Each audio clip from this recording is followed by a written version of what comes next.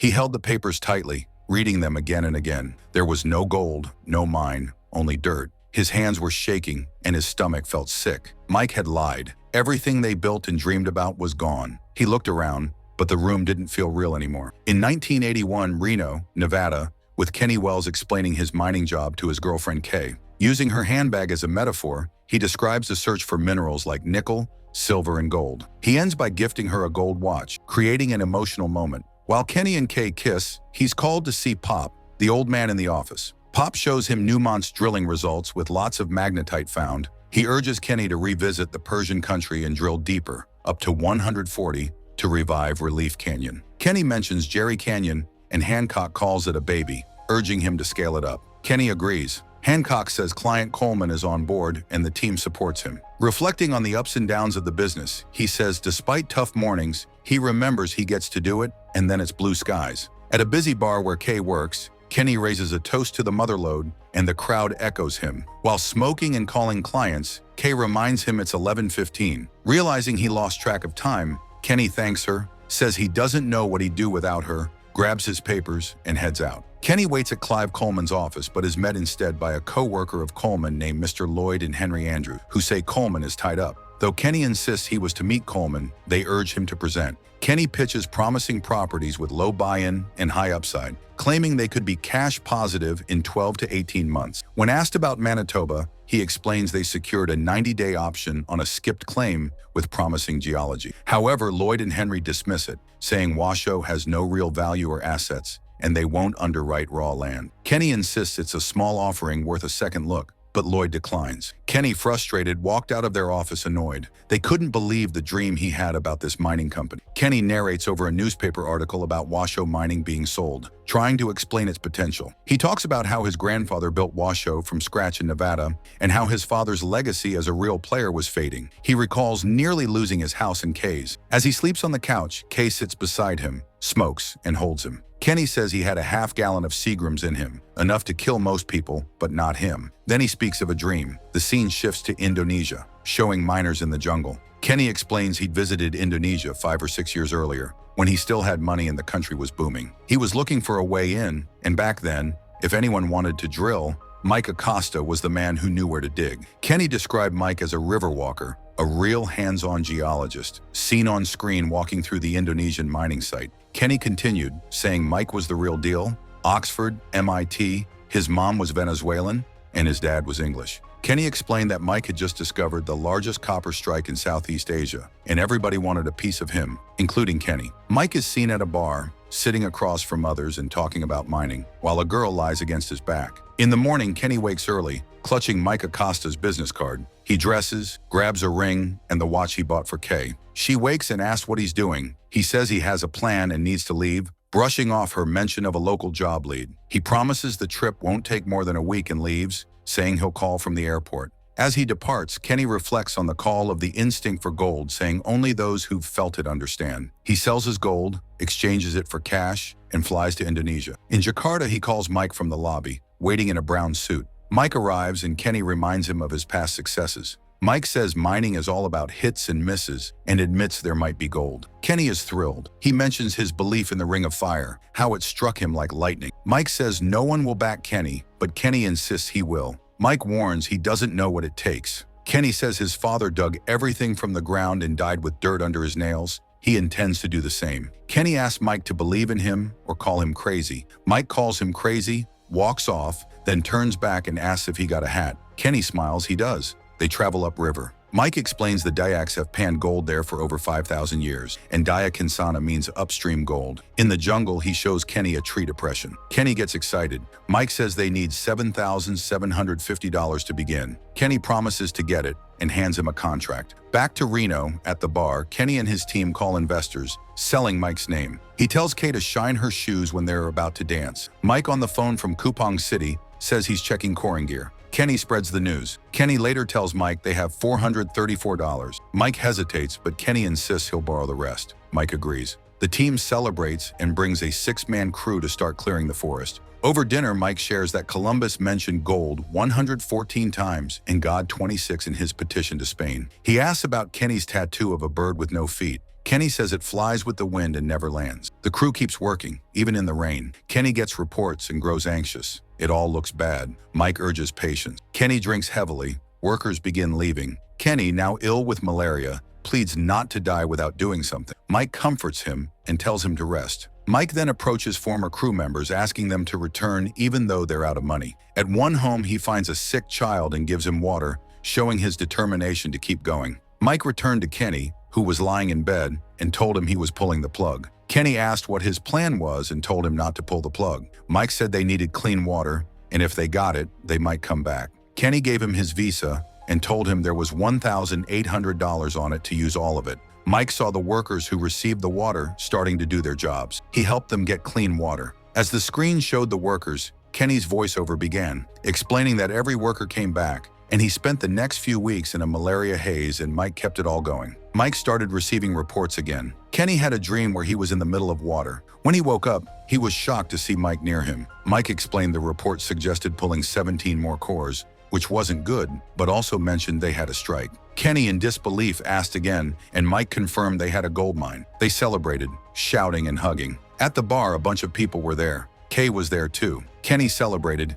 explaining in a voiceover that he had no way to explain his feeling, describing how amazing it was that gold dust could change everything. They cherished the motherlode. Kay and Kenny danced, and he surprised her with plans for a large house, detailing each part. They both felt happy and content. Bobby Burns interrupted Kenny's daydream, revealing he was Walt Keeler from Gold Digger magazine, which had reached 500,000 subscribers. Walt asked if they wanted to know what he was working on in Indonesia, and Kenny spoke with him for the publication. While sitting, Walt wrote down what Kenny said, and then asked if he had any message for the readers. Kenny said, "The last card you turn is always the only one that matters." Kenny visited Coleman's office, where Mr. Lloyd and Henry Andrews were present. After greetings, they discussed Kenny's father and how he helped Coleman enter the business. Kenny and Coleman then talked about his current situation and the need for capital. Kenny confirmed it was a top priority, and Coleman agreed, saying many people were interested now, and history was on their side. Coleman asked if Kenny had brought this deal to them before. Kenny glanced at Lloyd but said nothing, pretending nothing had happened. He then asked Lloyd for another drink. Nervously, Lloyd got up and served him. Coleman told Lloyd that Kenny agreed to give them his business on one condition, that Lloyd personally handle his account and be available 24/7. Lloyd, still tense, thanked him. While in Indonesia, Mike worked with the team and sent regular reports to Kenny.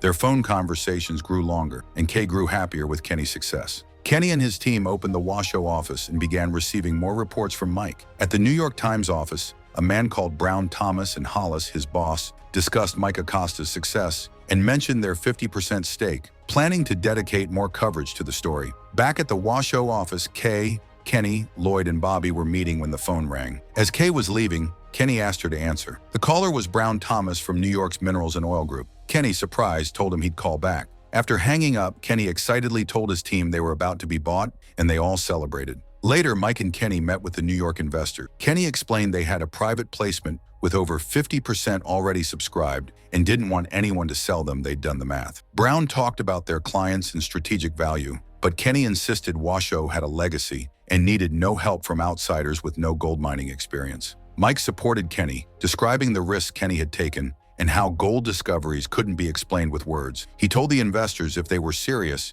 they should send institutional partners and take a trip upriver to truly understand it. The scene changed to Kenny speaking with Paul Jennings from the FBI team, who recorded their conversation. Jennings asked if Acosta proposed the Jenkins site in Kinsana alone or with Kenny. At first, Kenny denied it, but eventually he said yes. Later, Glenn, Bobby Owens, and Jeff from the New York team joined Kenny and Mike. Kenny introduced them, and before heading to the river, Mike jokingly warned them it was their last chance to turn back. Kenny reassured them he was just joking. At the river, Mike explained safety and the behavior of the site. They all waded in and started panning for gold. As they searched, Kenny shouted that he found some and showed it to the group. Excited, Mike told them a few more like that could pave Wall Street. Meanwhile, in New York, Brown Thomas announced a public offering of 27 million shares and Washoe Mining's listing on the New York Stock Exchange. The team applauded, and Hollis hugged him proudly. Kay, dressed elegantly, arrived at the Waldorf Astoria, welcomed by staff. As she entered a beautifully decorated room, she called Kenny,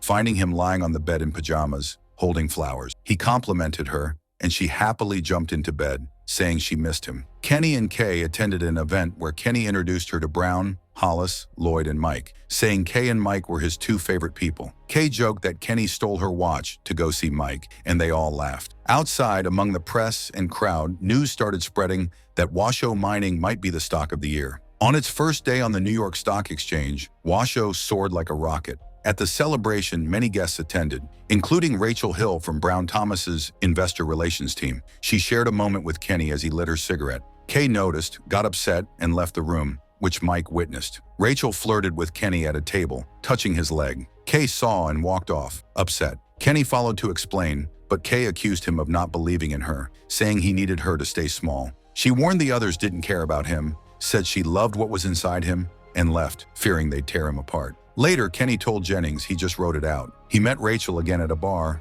and they swam, drank, and kissed. Rachel mentioned knowing Brown's cousin, which got her the job. Suddenly, Mark Hancock appeared. Kenny joked and introduced Rachel. Mark already knew her. At a board meeting, Mark's team offered Kenny a buyout. Kenny stormed out, saying it felt like selling his dream. Brown said it was a good deal, but Kenny refused. Mark later said he respected him. Kenny told Jennings he turned down the $300 million offer because Mark planned to rename Kensana. He couldn't sell his dream. Kenny arrived at the office, smoking and greeting everyone. News showed soldiers forcing workers from the Indonesian mine. Mike called and told him they are being locked out. Kenny, shocked, asked who. The military, Mike said. Angry, Mike demanded what Kenny told Hancock. Kenny explained. Mike said, Suharto can do whatever he wants. It was over. Later, Kenny told Paul that Newport had deep ties to Suharto, even a former U.S. president on the board. They'd always had a backup plan to take everything. At a bar, Kenny saw Washoe stocks had dropped 50 points. Drunk, he shouted at the TV, "They stole it!"